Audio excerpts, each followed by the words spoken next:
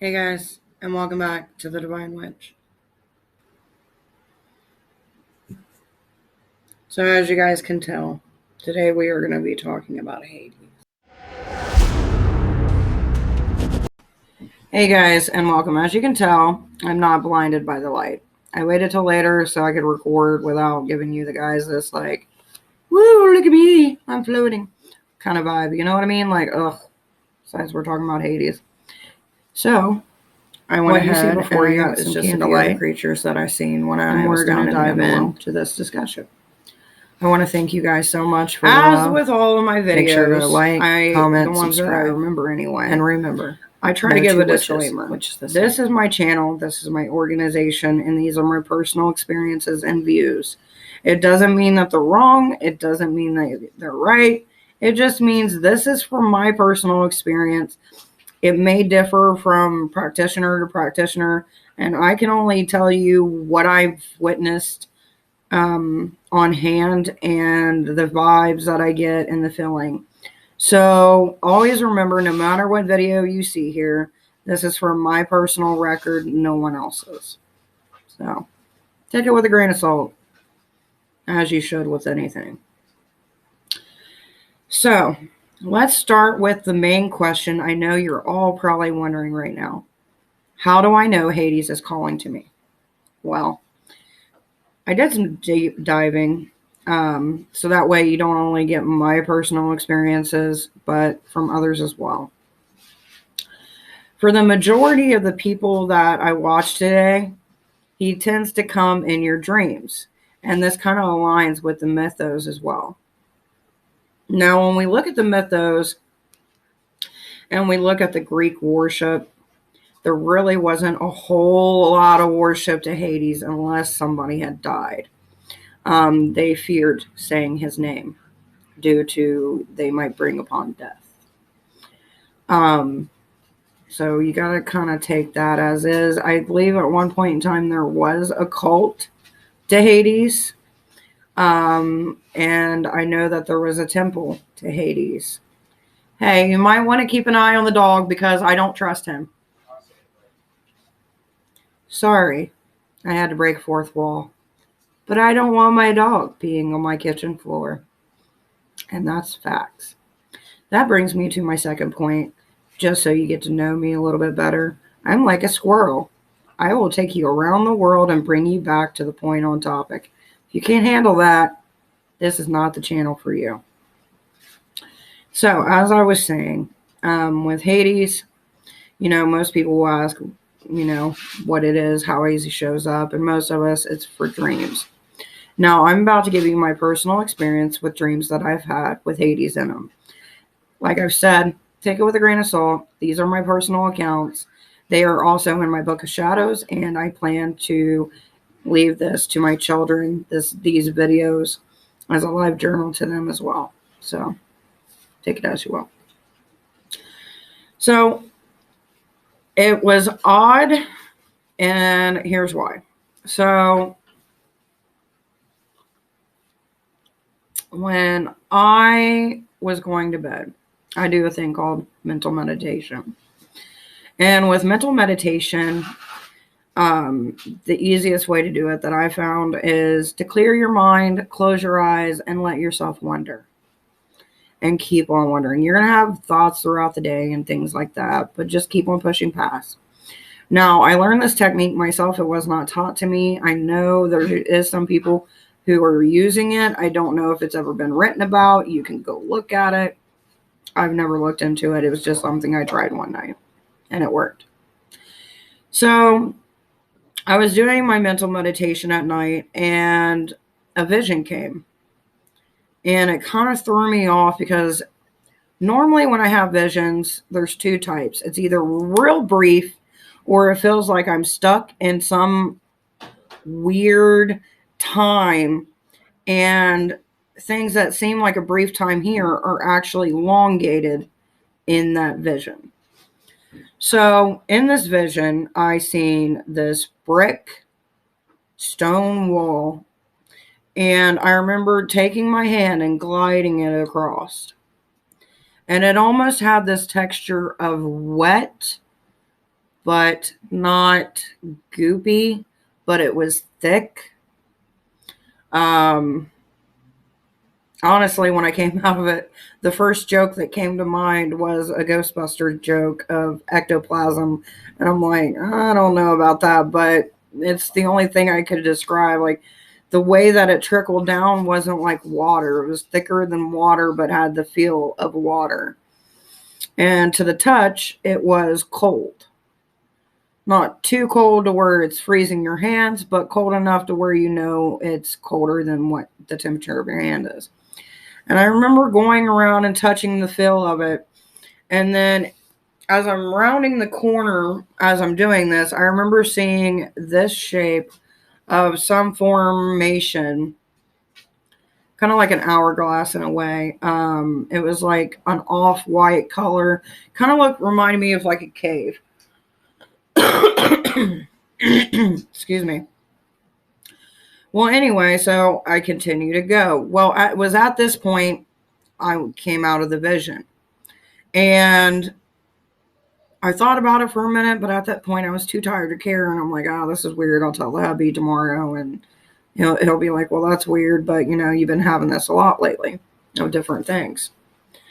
So I go to sleep that night and I astrally projected. And it wasn't like I watched myself get out of my body and I went on a stroll. No, it was like I astrally projected and I was at this spot and I couldn't move except for my head. Everything from the neck down, I could not move. I was in a kneeling position in front of these steps that led to this throne that this gentleman was on. Now, I tried to look around me, but like in front, which is another reason why I kind of waited towards the night, there was two of these like candle holders, but they were the long ones, the kind of that are about 6 foot, 8 foot, with a single candle on each burning to illuminate some light, but not a lot. And I remember looking around and being like, it's so weird because I can see this man. I can see, the steps. I can see a little bit in front of me before the steps, but everything else I could not see. And I tried. I really tried. Like, how like you squint your eyes like this and you're like trying? Yeah, it wasn't working. And when I was in this position, it dawned on me, like, it's not hot. It's not cold. It just is. Which is a hard description when you're in the waking world because it's like it's either one or the other. And like there was no breeze. It was odd to say the least as far as the environment goes. And then I started paying attention to the gentleman in front of me because at this point I've got all these things going on in my head and I'm just like trying to wrap my head around it, putting the puzzle pieces together. And he starts talking. Well, as soon as he starts talking, I black out. Now, this continued to happen more than once. And it got to the point to where I was just looking at him and I couldn't quit looking at him. Like he had this dark hair, slicked back, beginning of like a goatee, a little bit of stubble on the side, but not a whole bunch, you know what I mean? With the mustache going into the goatee. So that's the facial depiction that I can give. But at one point, his eyes went from this dark black to this yellow color. And I am getting hot, so I'm going to take this off. So, as I was saying, so it turned into this yellow color. And I remember watching it as it turned and being mesmerized by it. Because just watching the transition of both the eyes at the same time until it gave this glow was just, it was mesmerizing. It really was. It was like, I can't look away. And the vibe that I got from him in this moment was one of, it wasn't like a father figure. It was almost like someone who has no emotion or no expression upon their face. neutral, very neutral. Like they could go either way, but they stay in this one spot, and this is where they are. They don't favor one over the other. That's the vibe that I got. That's the best way I can describe that.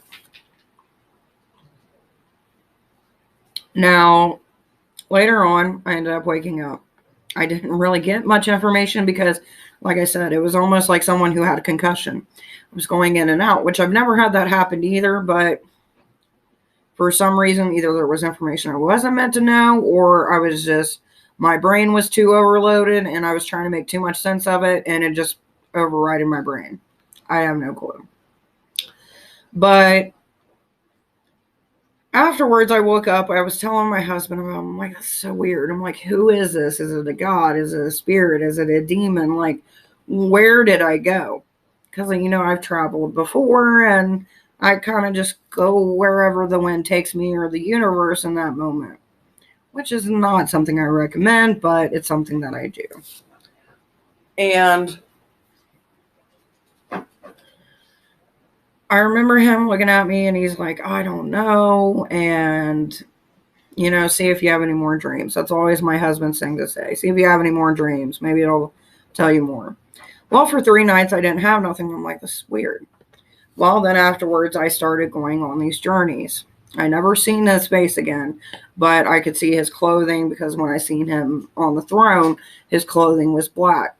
It kind of reminded you of, like, how like in the 1920s you would see, the long black sleeves, and you would have the vest with a little pocket watch and stuff like that, and then the coat over top of it, but he didn't have a coat on. It was only like the shirt and stuff. And there was no watch, so, aesthetic, I guess. And so I remember that clothing, so, that's what I associated with that, it was him again. And I started going down these journeys to different spots, and it started to seem familiar to me. And I'm like, I had read this years ago in the myths. I feel like this is something in the Greek myths I need to reevaluate. So I go into the Greek myths. I start looking. I'm like, yeah, this makes sense. That's what happened to me in this dream and that dream and blah, blah, blah. And that's who I seen drag some soul away. Okay, now it all makes sense. And there was things I seen I could not unsee. Some were good, some were bad. But needless to say that it was one of those things where you don't forget. And it stuck with me. Now, I had this dream, astral travel experience, for about a good month. And then it comes and it goes ever since then. I know the first one I had around June, May into June. So that was around the time frame. And I decided after that I was going to start working with Hades. As you know, I already work with Hecate.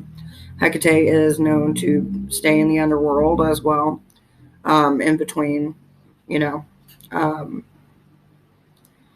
So it kind of made sense. It's like, I've been thinking for a while to start this journey on more of a left-handed path.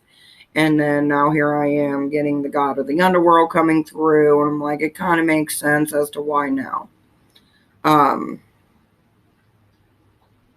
Yeah. It puts me in a weird head state every time I talk about it. Like, I just think about it and it's just like mind blowing. Like, I'm reliving it as I tell it.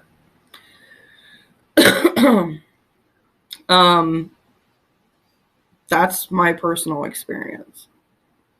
Yours may be different, it may be similar, but what I can say is this: when you're in the underworld, you have no feeling, no happiness, no sadness, no fear.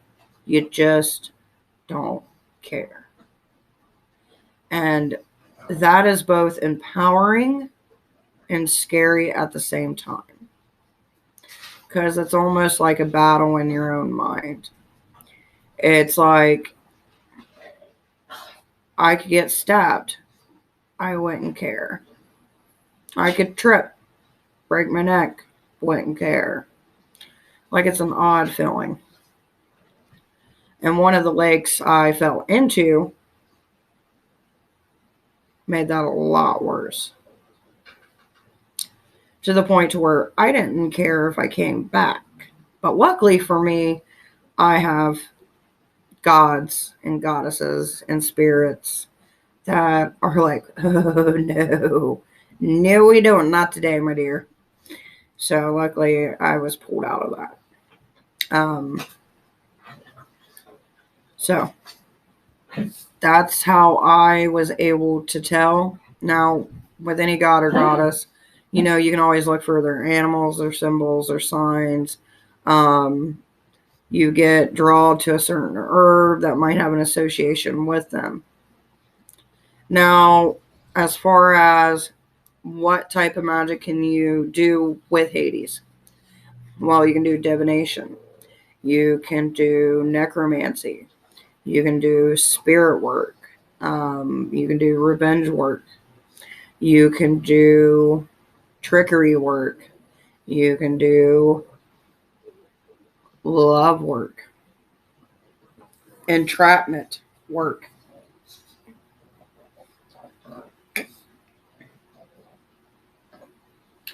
Things I've done. I've done readings. I've done spirit work. I've done necromancy work with him. And every time it's like, it's not like what you would think. Like with Hecate, I feel like she tries to overtake sometimes. But with him, it's more of like this feeling like someone's behind you. And just watching, letting you do it your own, but just watching. Just in case that you need them and things don't go right. That's the feeling that I get. That's the vibe that he gives to me. And to me, I like that about him for this reason. It gives you the chance to feel like you are doing it on your own instead of having a deity step in and do it for you. Which there's nothing wrong with that. I've had Hecate do that more than once, and it helped give me experience. It's like, here, let me show you what to do instead of let me watch you what you're doing, and then I'll chime in to give you a little helping hand, which is one thing I like about him. Now, one thing I will agree that is pretty much across the board from the people I've seen talk about Hades is that you got to put in the work. If you don't put in the work, you're not going to work that well with Hades. You know, he expects offerings just like any other god or deity. I think he's a little bit more forgiving than some. But when you want something, always know that there is a price. And with him, you pay that price. If you don't, you've been warned. And that's another feeling that I get from him. And it's not sinister as much as it is if I give you something, why wouldn't I get something back in return? Because I'm helping you. I'm giving you the tool. To me, it seems fair. It makes sense. Now, as far as like herb associations with him, I give him the same similar herbs on some things. You know, anything that's dealing with death, anything that is dealing with spirits, anything that deals with necromancy, herbs of association with that. Will you guys stop so I can do a video? I would appreciate it. It would be nice. My dogs want to fight, and I'm trying to keep my mind on track as much as possible. And I know some will do hallucinogenics as well for him.